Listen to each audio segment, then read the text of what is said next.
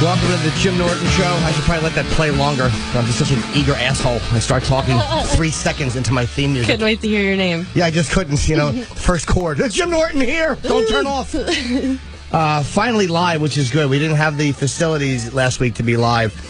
And I'll give out the number if you want to call in. We have phone capabilities. 866-4-RAW-DOG. But this is the number he gives me. 1-866- it's like a psychopath. It's the fucking numbers in Lost on the hatch. That looks threatening. 1-866-4-729-364.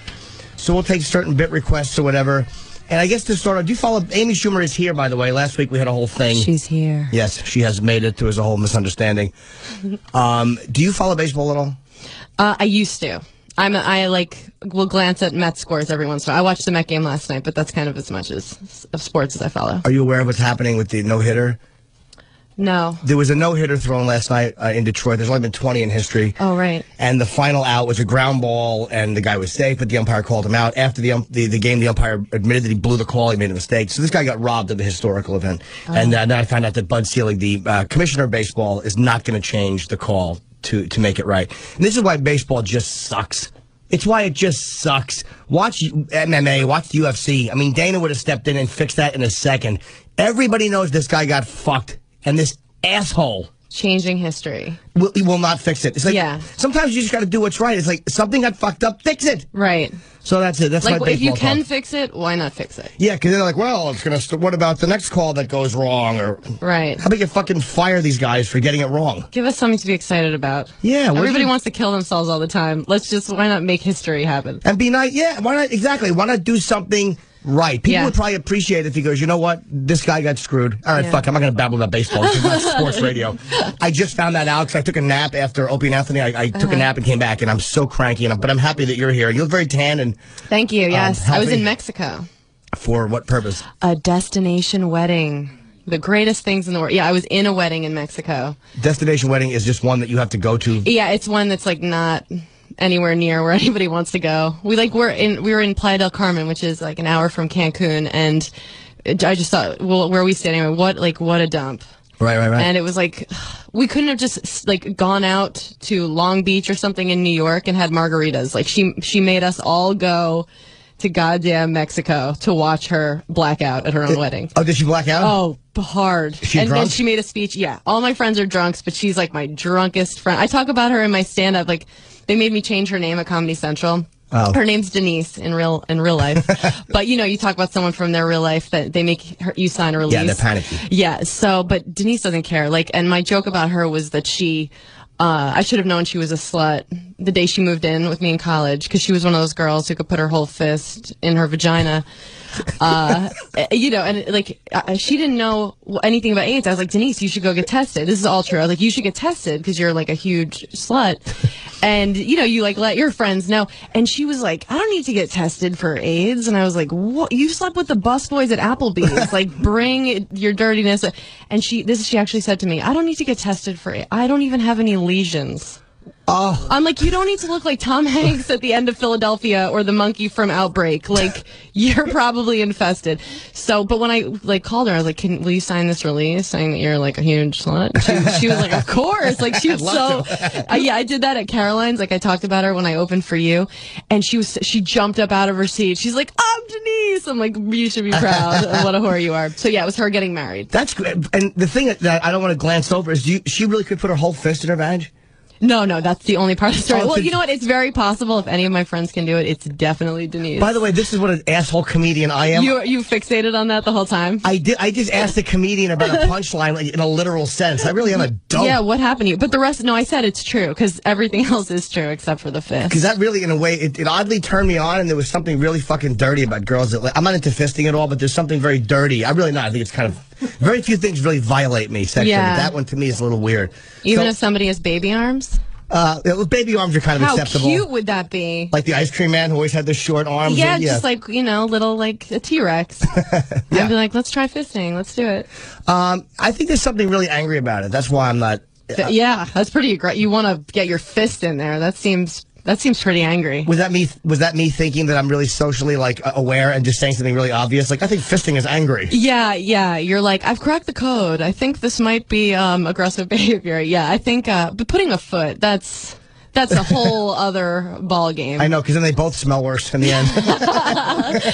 You get athlete's veg. So what do you? So you're in Mexico for how long? How long did you go for? I was there for like 3-4 days. And what'd you do in the wedding? You were just one of the bridesmaids? Yeah. It was very laid back. My friends are all total dirtbags. But this weekend I heard the worst blackout story I've ever heard in my life. I one time came out of a blackout. You know, like when you're awake. Only one time did that happen to me where I was awake and I came out of a blackout and a total stranger was going down on me.